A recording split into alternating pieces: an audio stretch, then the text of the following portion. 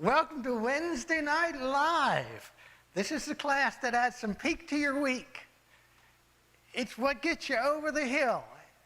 And I want to thank everybody for coming out tonight. Tonight we're going to do our second in Be Bold, Be Brave, and Be Courageous. It comes out of Joshua 1:9, and we're going to talk about Joshua tonight. So this is the class where we teach each other. We've got a very good group of people who know the Bible fairly well, and we can learn from each other. So that's what I ask you to do. Ask questions, make comments, talk to each other in class so that together we can learn. All right.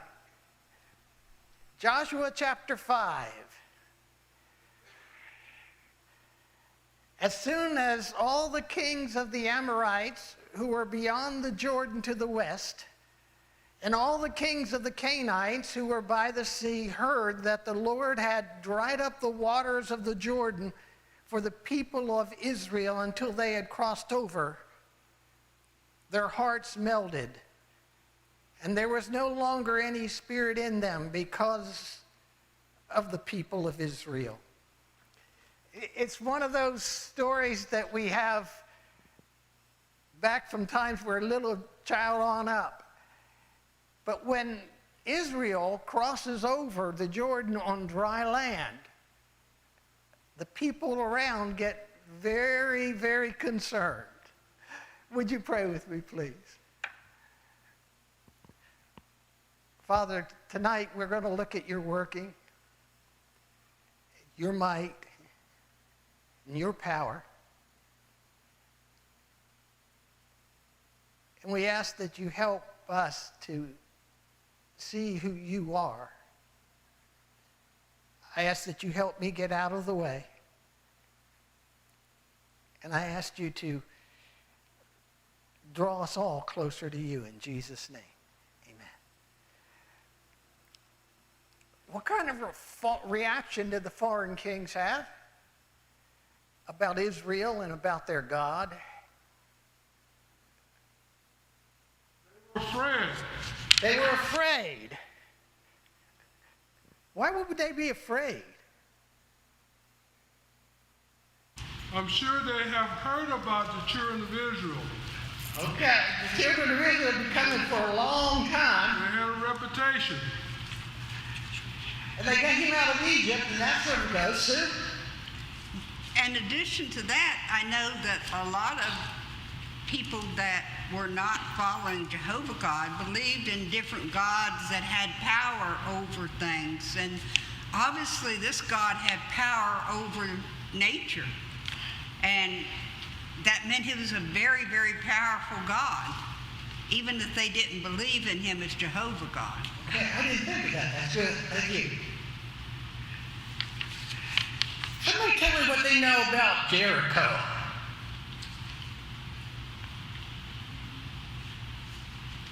Jericho was a city-state.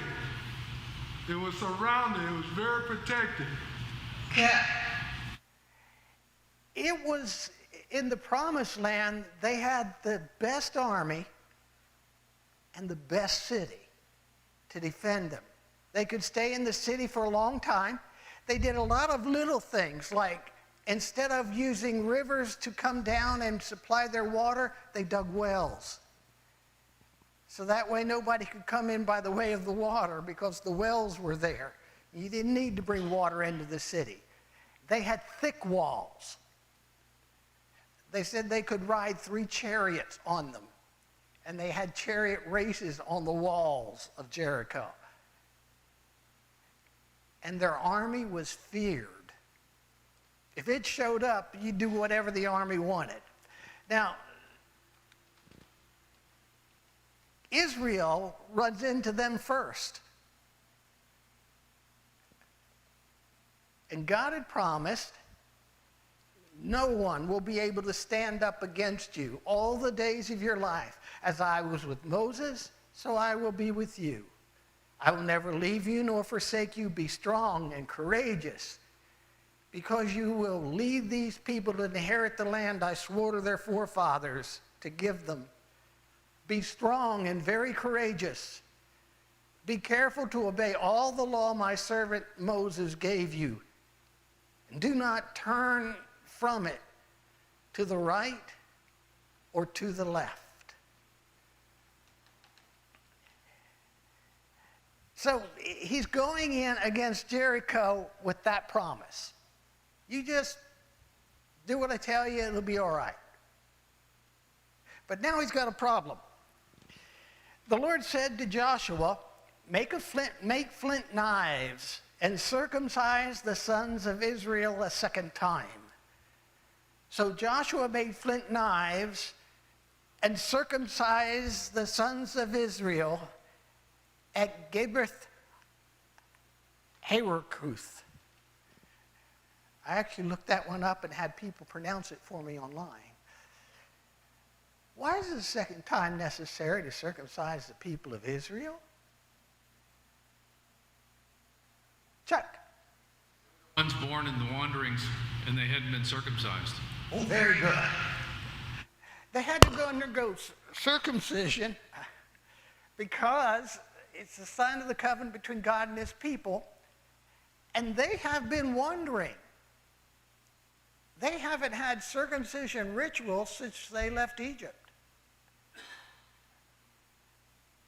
Okay. And this is the reason that Joshua circumcised all the males who came out of Egypt, all the men of war who died in the wilderness on the way, and they all had come out of Egypt. All the people who came out had been circumcised, yet the people who were born on the way in the wilderness, after they had come out of Egypt, had not been circumcised. So this is sort of the path. They started way up here. They came down, and the first time they were entering the promised land, they balked. And so they come up to the wilderness, and it's the wilderness where they die off. And this time, the second time, they actually go into the promised land.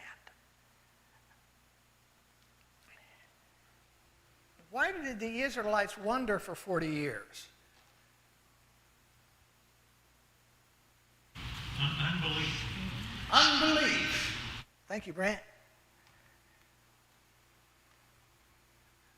Would you like to lengthen that? When the spies went into the promised land, they didn't believe that they would be able to conquer it. And they came back with a bad report that no, we can't do this. Very good, thank you. They think if they go into the land that God will forsake them and they'll lose them. Why they come into this city and they're in at Gilgal, the manna stopped. Why was this an important time?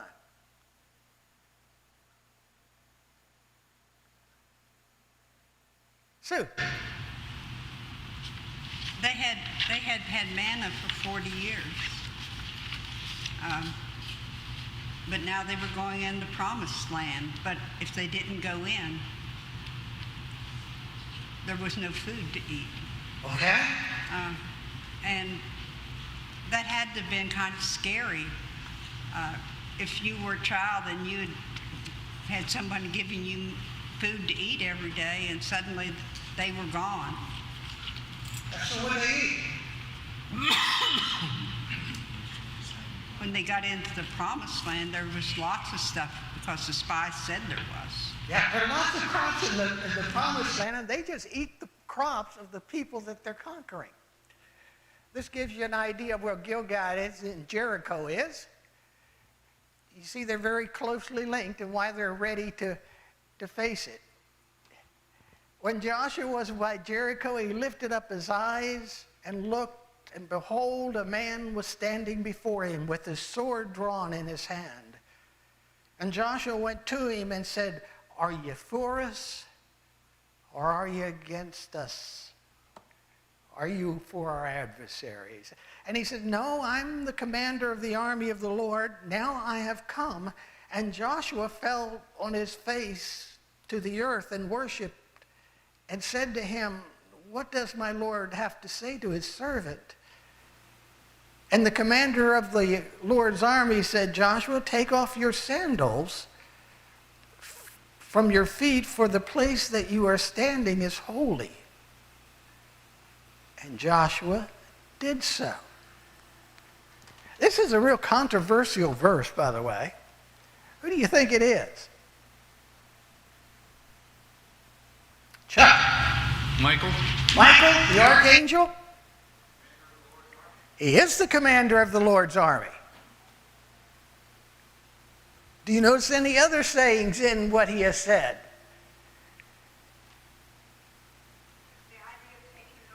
Sandals for the place where you're standing is holy is what God said to Moses when he saw the burning bush. Are y'all seeing how controversy could happen here? They have one say, the ground that you're standing on is holy. That's never said of Michael any other place.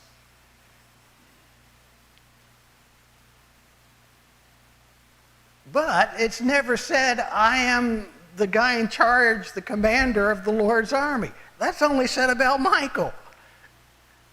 So pay your money, take your choice. It's not going to matter a whole lot on the day of salvation. I don't think that's going to be on the test getting in.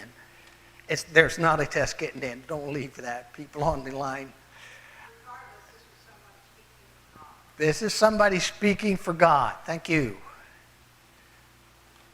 Now Jericho was shut up inside and outside because of the people of Israel. None went out and none came in. And the Lord said to Joshua, see, I have given Jericho into your hand, with its kings and its mighty men of valor.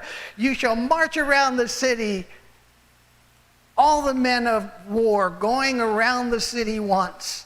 You shall do this for 6 days. Now the city was shut up inside, outside because of the people of Israel. None went out and none came in. What does that mean?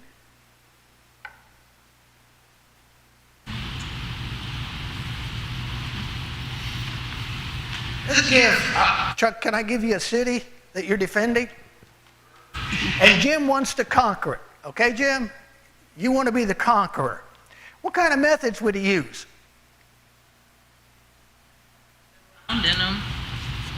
Surrounding them. Surrounding them.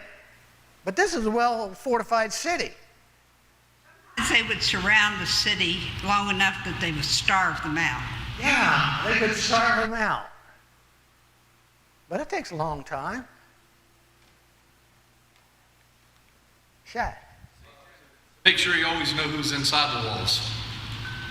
And so somebody betrays you, don't come in, don't try to do something. So you keep who's in and you keep who's out.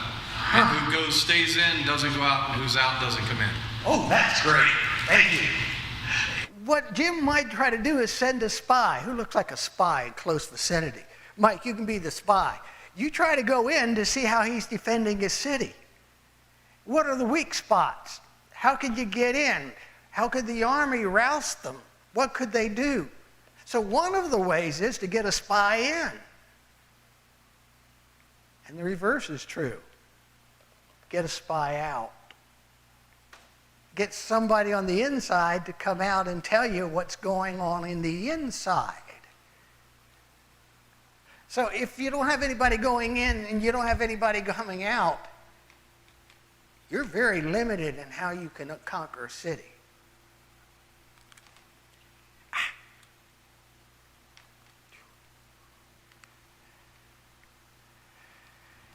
What's different about the modern cities?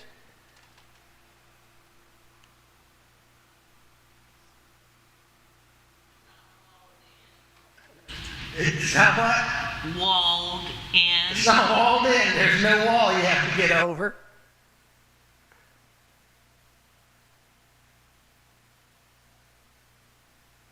Shaq. Drill a well in the similar area of the city and pollute the water underground. Very good. Thank you.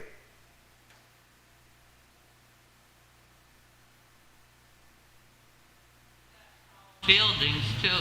You got a lot of tall buildings. Can anybody come in? Anybody come out? It's really tough to defend a city. Electricity and they can't stand it because of the heat. Okay, you turn off the electricity and everybody's complaining about the heat and can't do anything. Here's a picture. They have found the city of Jericho. And they have studied it and they've taken it apart, and this is a close rendition to the way it looked. Probably not exact, but it's a close rendition. 7 priests shall bear 7 trumpets of ram's horns before the ark. On the 7th day you'll march around the city 7 times, and the priests shall blow the trumpets. And when they make a long blast with the ram's horns, you shall hear the shout of the trumpet, and all the people shall shout with a great shout, and the wall of the city will fall flat. And the people shall go up, everyone straight before him. So Joshua gets this, and what's the first thing he does?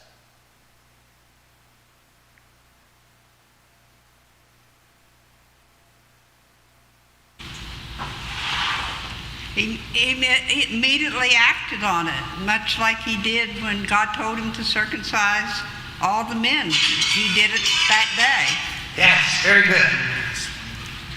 What would you do? Who do I want to pick on tonight? William III. You knew this was coming. What would you do if somebody told you we're going to take the strongest city in the world and here's how you're going to do it? March around it once for 6 days, and on the 7th day, blow your trumpets and shout, and you watch the walls come down. What would you do with that? If it wasn't a message that came from God, I'd probably look at them like they were a little crazy. Remember, he's looking at somebody who says he's with God, but he's never seen him before, and he thought he was human when he first saw him, because he said, "Are you with us or against us?" So Joshua the son of Nun calls the priests, said, "Take up the ark of the covenant, let the 7 priests bear 7 trumpets of rams before the ark of the Lord." And he said to the people, "Go forward, march around the city, let the armed men go before the ark of the Lord." So they get their trumpets ready, and they're going to blow their trumpets. And Joshua, the son of Nun, calls the priests and says, "You take the ark, let 7 priests bear 7 trumpets of rams before the Lord." And he said to the people, "Go forward, march around the city, let the armed men pass before the ark of the Lord." I wonder how Joshua felt.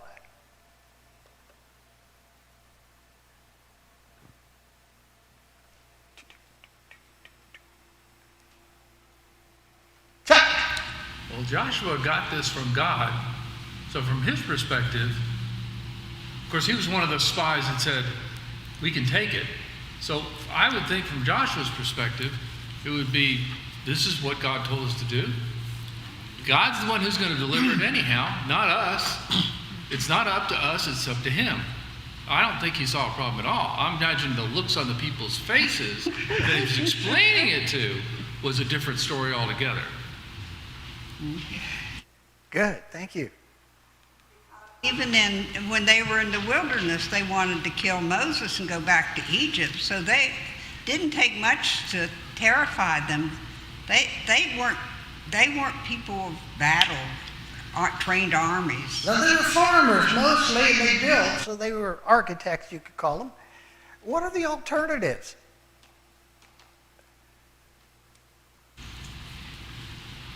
I'll pick on William II. You are a guy who's built huts out of mud, and we're going to send you into battle. What can we expect you to do in battle? sorry, if I had the information that Joshua had, I would know that God is going to protect me and the children of Israel. I kind of look at it, I kind of look at things a little different than a lot of people. This is God's plan. And I look at Jesus and his situation dealing with the cross. He asked that the cup be passed from him. But he said, but not my will, but let thy will be done. So he was willing to do his Father's will.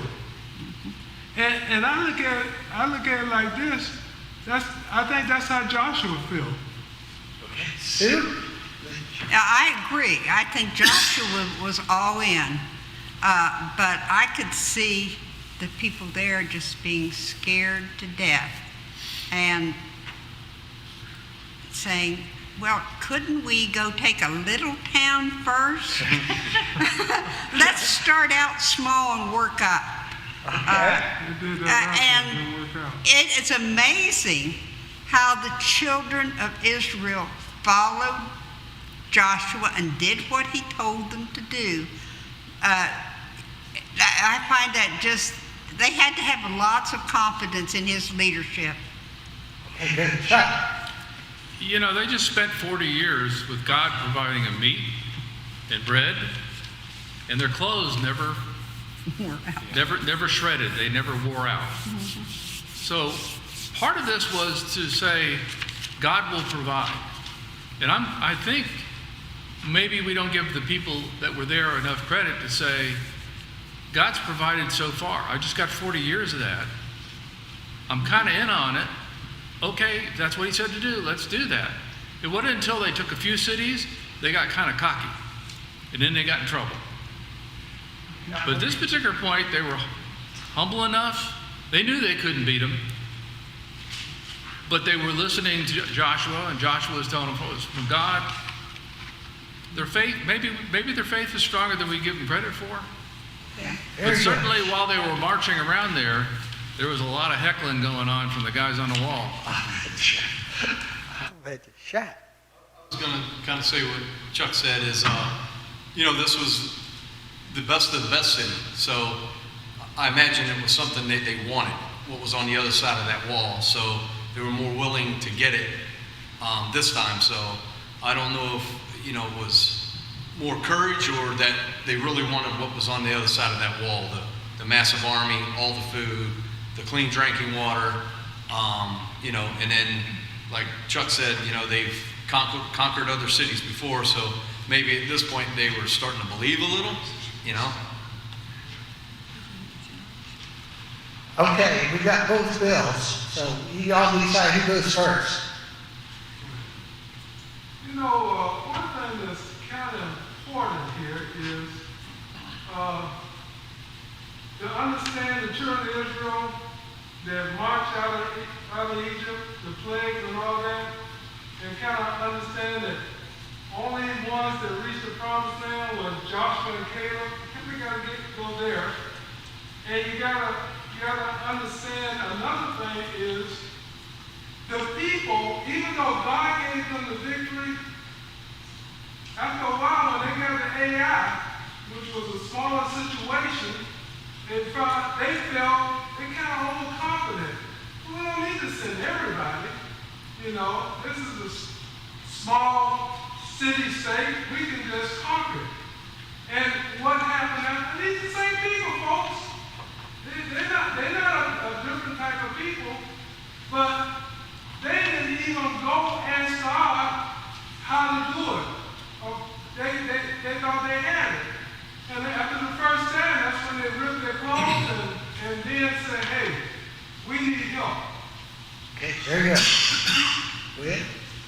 I think a lot about the military strategy from the past. It was, if you really want to take a beach, regardless who you're going against, burn the boats. Once that manna stopped dropping, there's kind of no going back. I mean, you can't walk around the desert with no food. And so it's like that door closed behind them. So it's either have faith and move forward or sit there and die.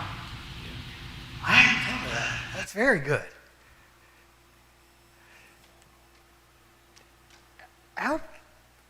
What happens with you when you feel like God's telling you to do something and you don't understand why, or you don't understand the logic of it?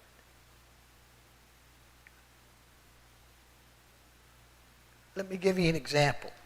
I had a friend in Pittsburgh, and we ate lunch together once a week, every week, and we discussed various things.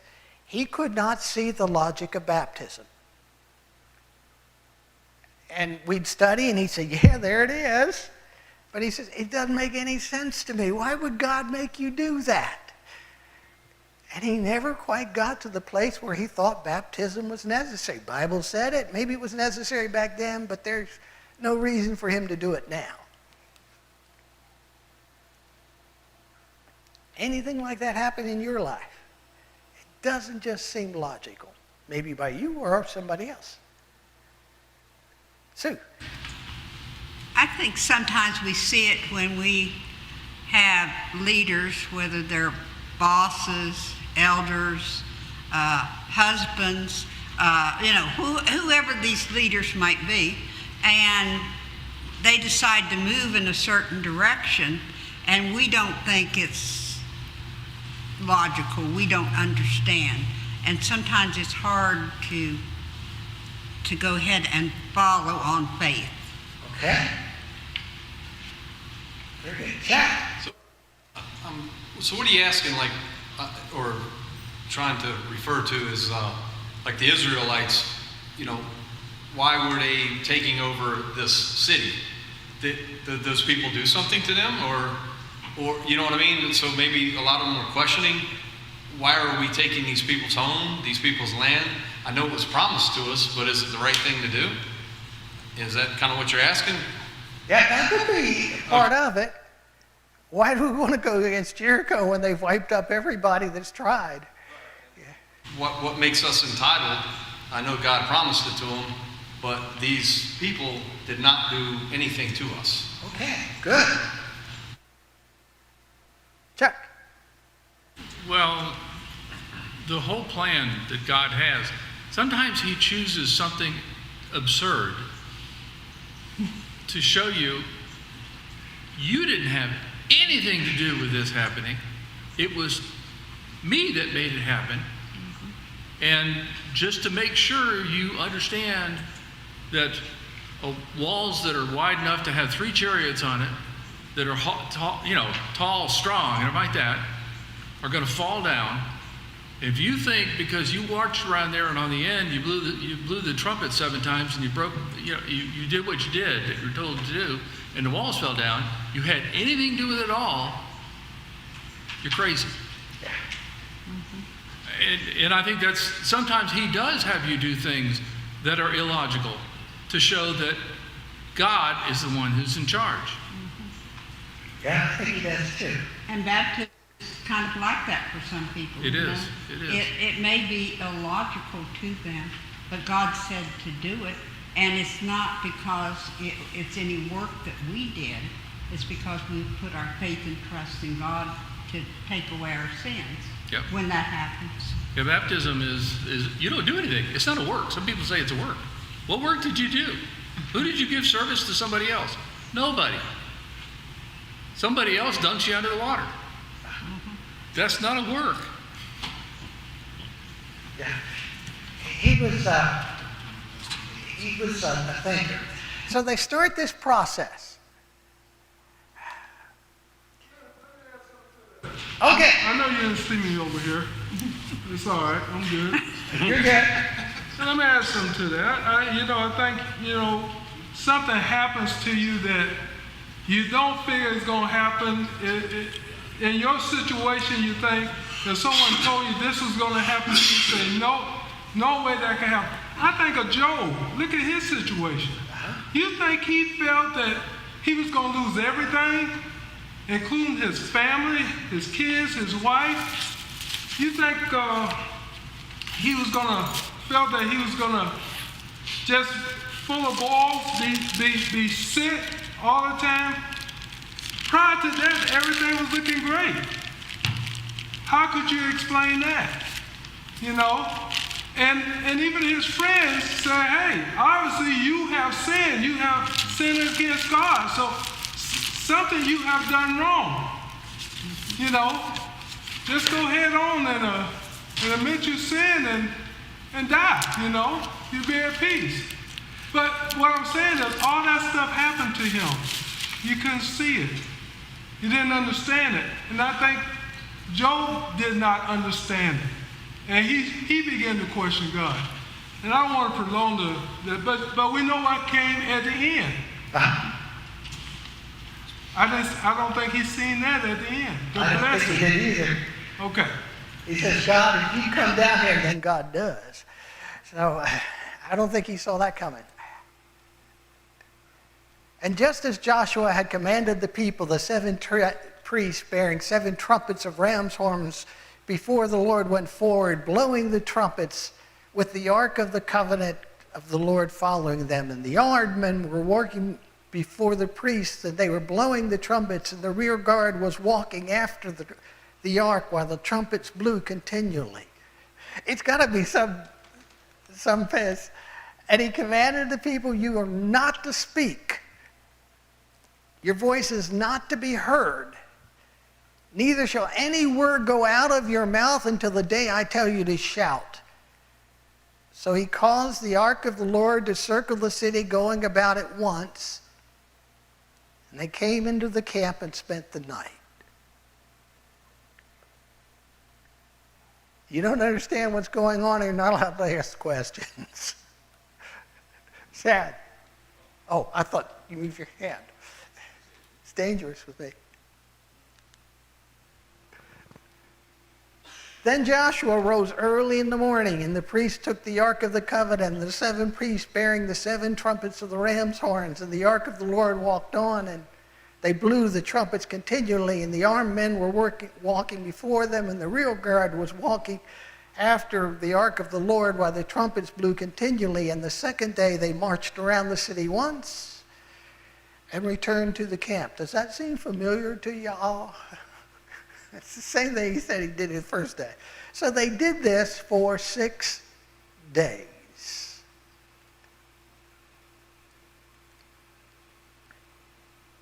What do you think the people thought as they looked up and they watched the people on the top of the walls?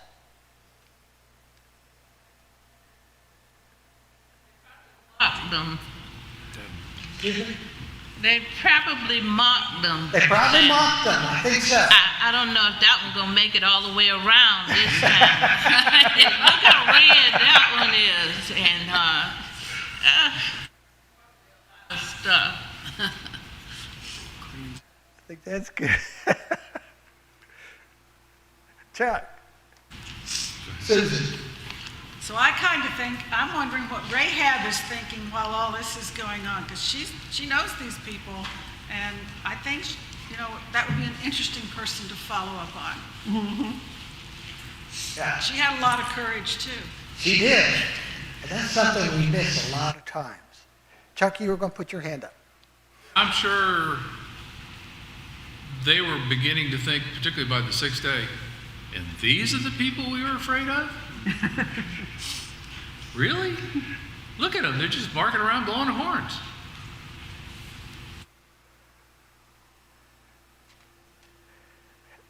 Would anyone else think of these plans except God to conquer Jericho?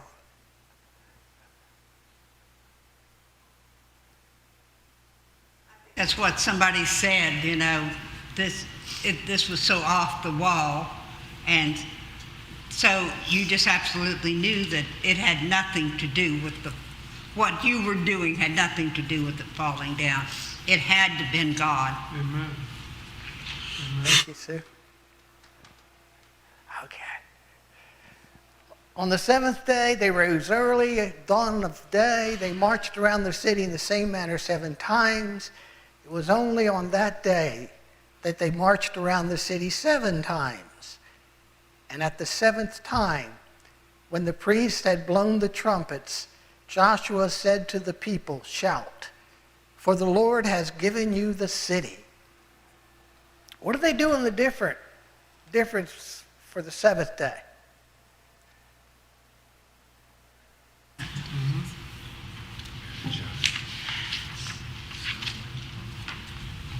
Shout. They're shouting. They're shouting. They were told to be quiet for 6 days. Seventh day, they're told to shout. That's what they're told to do. Shout.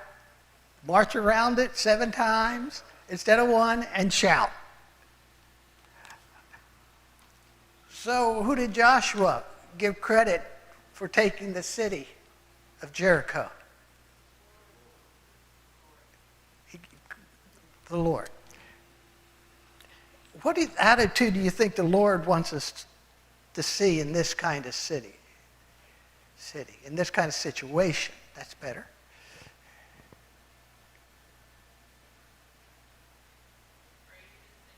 To him, God. Very good. Thank you, Bertha.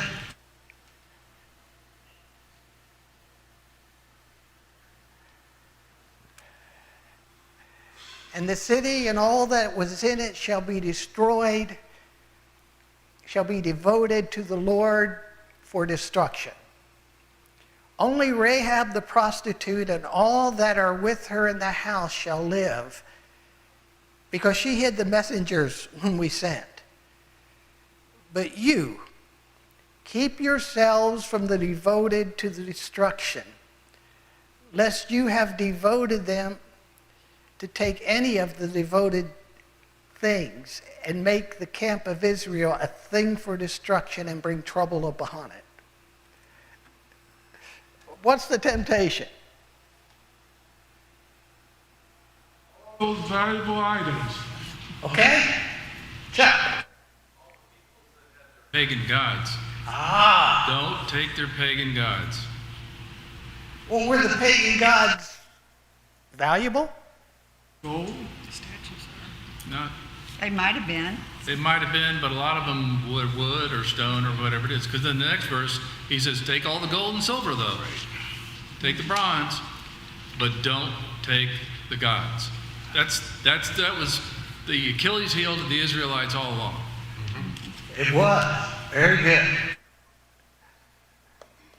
Why was it important for the Israelites to devote Jericho and all of its wealth to the Lord?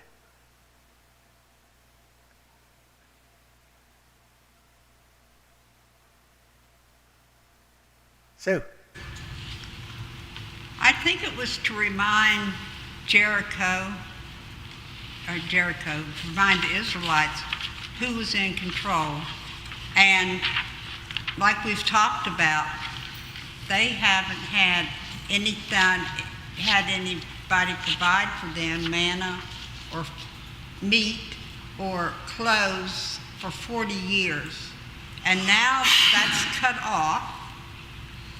And God is saying to them, don't take anything except the gold, silver, and bronze. And that is to go into the Lord's treasury.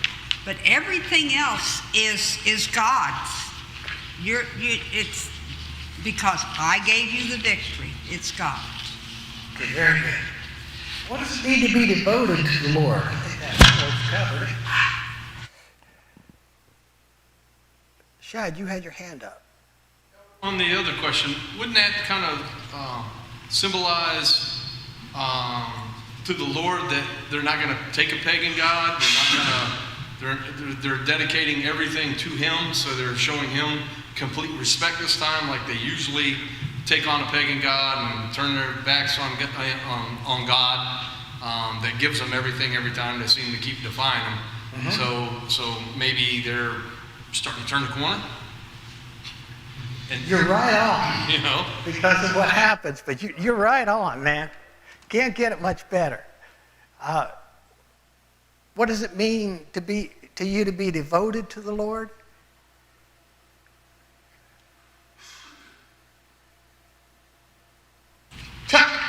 You're His. You're His. Would you like to elaborate? Devoted to the Lord. In other words, you do what He says to do. All the time, and it's with your heart. That's devoted. It's not begrudgingly. You're devoted to the Lord. to what he wants, his will.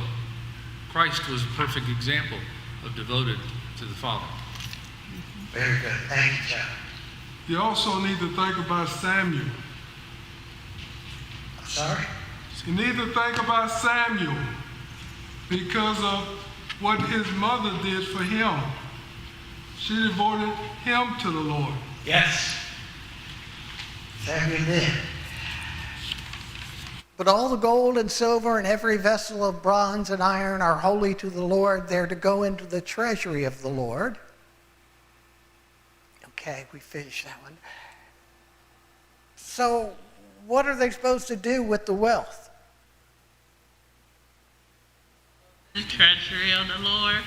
Go to the treasury of the Lord. How do you feel when God tells you to do one thing and you don't think your friends would understand doing it?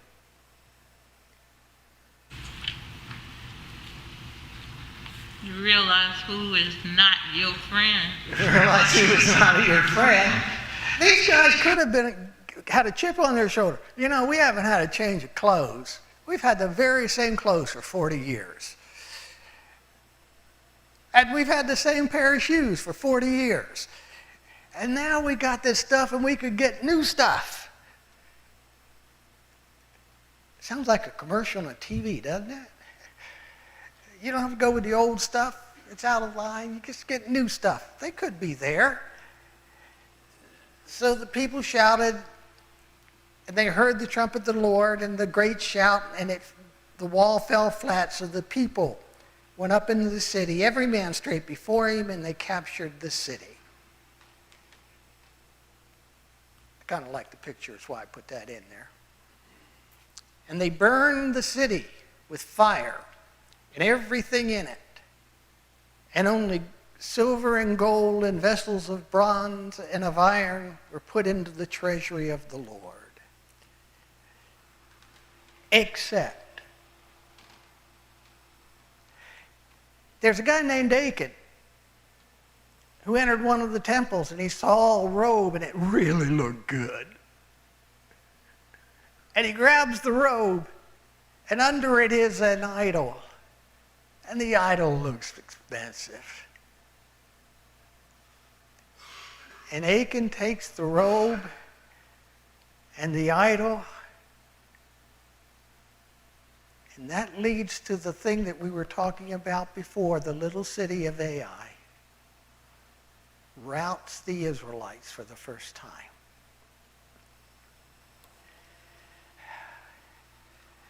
By faith, the walls of Jericho fell after the people had marched around them for 7 days. What's the connection between faith and being bold and courageous?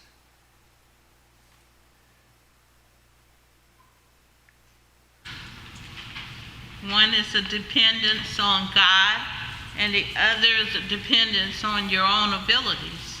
Okay?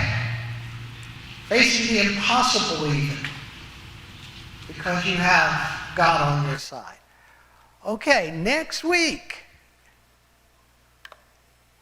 we're going to study a guy who is found in a wine press in the book of Judges. And an angel's going to call him mighty warrior, and he doesn't know who she's talking to or he's talking to. So we're going to talk about that next week. So get ready. It's coming. Next week we will find out. Okay, y'all did great tonight. I appreciate y'all coming out and being here. We have some people that are new here, and we're glad you came. We have some people that have really made us great. We've got some great thoughts out. If you're online, thanks for tuning in. We hope you'll come and see us sometime. It'd be good to get to know you. Y'all have a nice evening. Sing the one.